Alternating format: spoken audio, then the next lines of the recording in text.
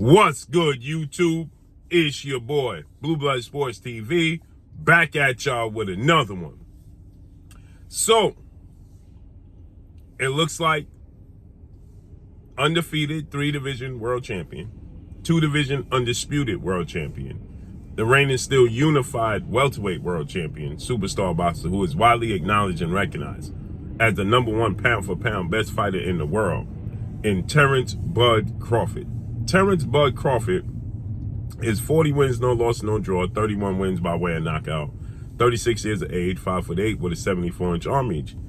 It looks like Terence Crawford is willing now to entertain the possibility of fighting newly crowned IBF welterweight world champion, the phenom as I refer to him, in superstar boxer Jaron Boots Ennis. Jaron Boots Ennis is also 31 wins, no loss and no draw, 28 big wins by way of knockout. He is 26 years of age, 5'10" with a 74-inch arm reach. Jaron Boots Ennis is very, very athletic, very, very versatile, very talented, high ring IQ. The thing Jaron Boots Ennis lacks is simply experience.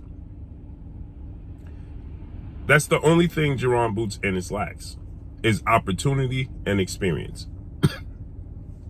He's 5'10" with a 74-inch arm reach. He switches from southpaw to orthodox fluidly.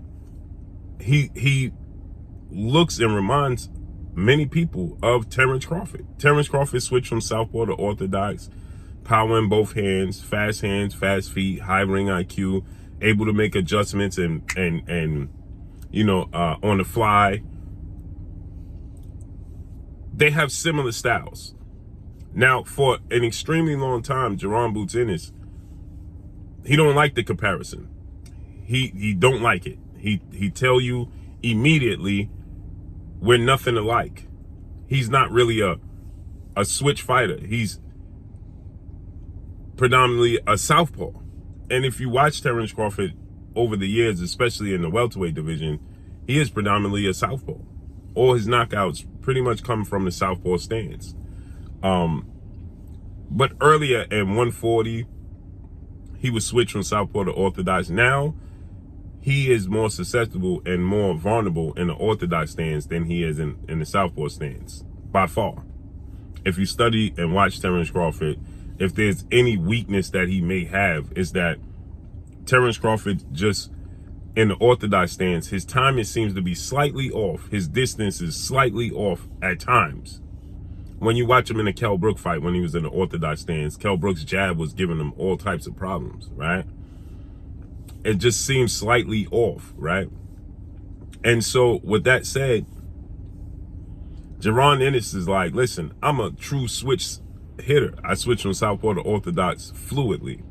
So he don't like the comparison. Nonetheless, this has been an ongoing thing for the past, I want to say, year and a half, right? This has been a button situation for about a year and a half. Okay, there was a time when Jaron Boots Ennis was the WBO World Boxing Organization #1 challenger for Terence "Bud" Crawford's WBO title that he won back in 2017, 2018 from Jeff Horn, knocking him out. By default, Jaron Boots Ennis was the #3 ranked WBO challenger. You had former unified WBC, WBA welterweight world champion superstar boxer Keith one-time Thurman at #2. And then you had welterweight at the time Mexican superstar title contender, undefeated Virgil Ortiz Jr., who at the time was 18 wins, no loss, no draw, 18 wins by way of knockout. Then he became 19 wins, no loss, no draw, 19 wins by way of knockout. And he's on the same age length as Jaron Boots Ennis. He was #1 in the WBO. Virgil Ortiz decided that he was going to get out the WBO and pursue the WBC and then WBA. So they dropped him, the WBO. Keith Thurman, after he beat Mario Barrios January 2022, the WBC, World Boxing Council, President Mauricio Sulaiman, board of 32 members, decided that they was going to elevate Keith Thurman from the position he was in to number one and a mandatory for the WBC. So he abandoned the WBO. And then when asked about the Terence Crawford fight, he said he got much bigger fish to fry and that the WBO was essentially a joke, right? And that they really truly wasn't recognized as undisputed, as a major sanction belt to be undisputed, and that he viewed Errol Spence already at the time was the unified 3-belt WBA, WBC, IBF welterweight world champion as undisputed, because the last undisputed welterweight champion was Zab Judah at welterweight, Hall of Fame superstar, iconic boxer, Super Zab Judah. He was the last undisputed champion, and those are the 3 belts. The WBO became the last recognizable major sanction belt. So at a point in time, it was just the WBC, the WBA, and the IBF. In order, WBA, WBC, and IBF. And so Errol Spence had those belts, and Keith Thurman said, well, I'm going after Errol Spence because he's truly undisputed already. And he didn't respect and recognize the WBO, so he left the WBO. That, by default, elevated Jaron Boots Ennis to number one. It catapulted him to the number one position.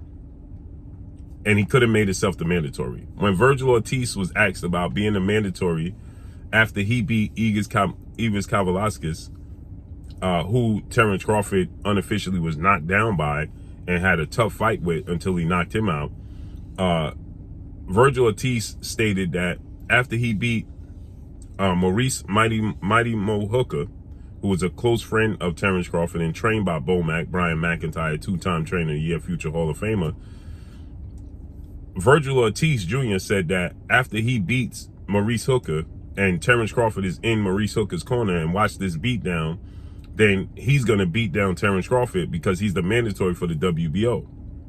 But after the fight, he stated he don't know if he was ready for Terence Crawford. And then they could have petitioned to be the WBO mandatory challenger, and the WBO came out and said that Virgil Ortiz declined to be the mandatory and fight Terence Crawford. Virgil Ortiz then was pursuing the WBC, then out the blue decided to pursue the WBA title and fight Ennis Stanionis. But that fight never came to fruition because he suffered a few illnesses that saw him pulled from the fight 2 or 3 times. So they had a fight scheduled two times, I believe, and the fight got canceled because he came down with illnesses. So he went the WBA route when he could have made himself the mandatory. And then Jaron Boots Ennis was recognizing that position. But then Jaron Boots Ennis and his team decided to go the route of the IBF, the International Boxing Federation, with President Mr. Darryl Peoples out of Puerto Rico. They decided to go the IBF route.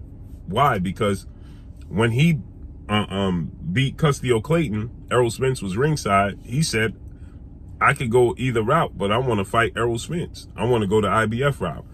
I could pick up 3 belts in one fight because Errol Spence had the WBA, WBC, and the IBF. So he made himself the mandatory, chose to go that route with the IBF route to be Errol Spence's mandatory. He was already in relations with the Premier Boxing Champion, founder, and advisor Al Haymon in the PBC. He wasn't signed. Boots is not signed in the PBC. He's signed to Showtime President of Sports, Steven Espinosa. But you have Tom Brown, TGB Promotions promoting PBC and the relationship that Showtime has, so they featured Jaron Ennis on their cards. But he wasn't signed to the PBC. But they have affiliation, so it's easier to make the Errol Spence fight. The problem is Errol Spence, so he did that. He made himself the mandatory for Errol Spence, but Errol Spence had his sight on the biggest fight of his career, the most anticipated fight in the last decade, which was between himself and Terence Crawford. So now Errol Spence had his sight set on Terence Crawford. Now, if Jaron Boots Ennis would have went the Terence Crawford route, made himself the mandatory, fight and beat Terence Crawford, then you make yourself and Errol Spence the biggest fight in boxing. You just dethroned Terence Crawford, and now you and Errol Spence is for undisputed. Because Terence Crawford became a network promotional free agent, parting ways from Bob Arum. Sean Porter, I know people are saying, well, Boots was never the mandatory. Sean Porter, Virgil Ortiz. Sean Porter was leapfrogged by Virgil Ortiz. Initially, Sean Porter was the #1 challenger, the mandatory for the WBO. Okay? Sean Porter was the mandatory because Sean Porter decided to sit on the shelf. The WBO leapfrogged Sean Porter in the rankings with Virgil Ortiz. And then when it came down to the Sean Porter petition, then they moved Virgil Ortiz back down to #2, Sean Porter to #1. Sean Porter activated the mandatory. Terence Crawford fought and beat Sean Porter. Sean Porter retired and dropped out. Virgil Ortiz moved up into the #1 spot. Keith Thurman moved into the #2 spot. And Jaron Ennis was #3. Politics. So with that said now, if Jaron Boots Ennis would have went the route of fighting and making himself the mandatory, regardless of what position Terence Crawford was in, Terence Crawford honors his mandatory because he's not going to lose his belt. So with that said, if he would have made himself the mandatory at that particular time, he could have fought Terence Crawford, beat Terence Crawford, and then the Errol Spence fight is in-house and it's for undisputed. Right? He didn't do that. He went the IBF route. So then Terence Crawford was looking for options. He fought David Avenesian, staying busy as he was negotiating and trying to fight Errol Spence Jr. We all know this. Okay? Now Terence Crawford and his team is saying, if Jaron Boots Ennis truly wants to make this fight happen, then tell Al to make the fight happen. You on the cusp of getting the fight, is what Terence Crawford team just said. You on the cusp. You on the conversation. You're a thought in his mind now. Right? Terence Crawford, he addressed this and you're a thought in his mind. And so he's saying, tell Al Haymon to make the fight if you really want to fight. The problem is he has a mandatory obligation that he has to fulfill in a rematch with Errol Spence Jr. After they finally the fight came to fruition July 29th, Las Vegas, Nevada, T-Mobile Arena, and he stopped Errol Spence and became undisputed in the second weight class. In the contract, they have the loser has the right to petition for an immediate rematch, which Errol Spence did. So Terence Crawford has to honor that rematch clause. So he inherited Jaron Boots Ennis as a mandatory because Jaron Ennis was actually Errol Spence's mandatory, and Errol Spence was focused on actually Terence Crawford. But keep this in mind. Get this. He was Terence Crawford. He was Errol Spence's mandatory. But in the same token, Errol Spence wasn't going to fight Jaron Ennis as his mandatory. He was actually going to fight Keith Thurman.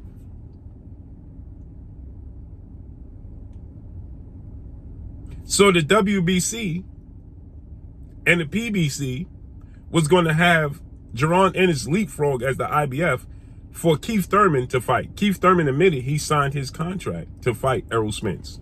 Errol Spence didn't sign his portion because Errol Spence wanted to fight Terence Crawford. So Jaron Ennis would have been left out in the cold either which way. So he was better suited to pursue Terence Crawford because they were trying to force Errol Spence to fight Keith Thurman. So when Terence Crawford fought David Avenesian, Jaron Ennis is the mandatory for Errol Spence. But yet Keith Thurman was getting ready to get the fight. Everything was signed, sealed, and delivered. Errol Spence just didn't sign his portion. Keith Thurman said it. Keith Thurman said it. He said, I didn't sign Errol Spence. I was supposed to fight Errol Spence. Errol Spence didn't sign. I signed, Errol Spence didn't sign. That's what Keith Thurman said. Right? So Keith Thurman is admitting that he was going to get the fight before Jaron Boots Ennis. So either which way, he was getting ready to be leapfrogged But he was actually better suited to go the route of Terence Crawford. But nonetheless, Terence Crawford is now saying, if you really truly want to fight, tell Al Haymon to make the fight. You're on the cusp of making a fight. Tell him that you want this fight. And that Errol Spence have to step aside. Here, listen. This is what Keith Thurman had to say. He said my name on a microphone on TV did not make Al Haymon. Just because he said my name on a microphone on TV did not make Al Haymon present Keith Thurman with a real contract. It never happened till earlier this year, and I already signed it. So you want the truth? The truth is Keith Thurman signed his contract. Errol Spence didn't sign his. And Keith Thurman never got a contract in the past. I've never ducked anybody, okay? But I've been ducked. And when you win, when you lose, but you need another pay-per-view, you better not duck me, son. I'm still here. I'm still valid. And I'm coming for everybody. So there you have it. Keith Thurman signed his portion to fight Errol Spence. So even if he wasn't getting the Errol Spence fight, even if Errol Spence didn't fight Terence Crawford, he was the mandatory for Errol Spence, and they was going to fight and make the Keith Thurman fight. So he was better suited to go to Terence Crawford route. Now Terence Crawford is saying, if you really truly want to fight, tell Al Haymon to make the fight and tell Errol Spence to essentially step aside. So let's see how this unfolds and plays out. But that's all I got for y'all. Make sure you hit the like button. Drop a comment in the comment section. Let me know what y'all think. Y'all already know what it is. It's your boy Blue, Blue Blood Sports TV. Hate, like, comment, and subscribe. You haven't subscribed, hit the subscribe button, hit the like button, hit the bell icon to get all the new notifications. Follow me on Instagram at Blue Blood Sports TV, all one word. That's all I got for y'all. I'm gone. Peace.